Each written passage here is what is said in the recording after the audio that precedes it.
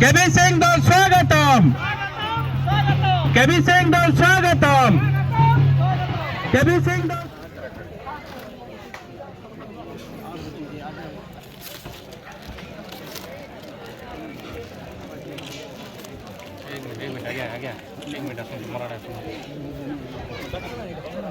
माने सबु बेले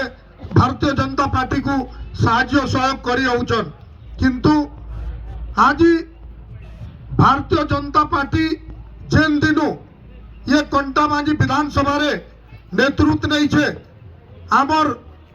बलांगीर जिला रे आपण माने चार चार थर बहुत भोट रे जितई करी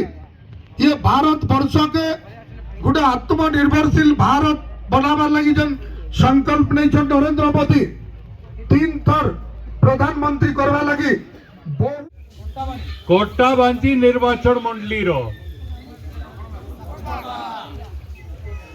तो लक्षण बाग भी इठी अछन आमे समस्ते इठी जमा हेचु आजी घोषणा आजी किंबा काली सुद्धा हेई जिवो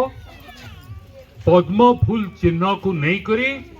लोकं को पद्म फूल चिन्ह रे दुईटी वोट देबार अछि गोटे नरेंद्र मोदी को भारतर प्रधानमंत्री करिवा पाई द्वितीय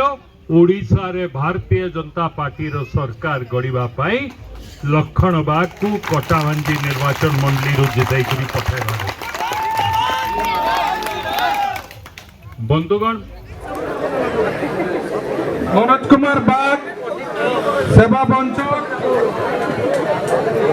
टिकू बंचर अजित बंचर रंजित बंचर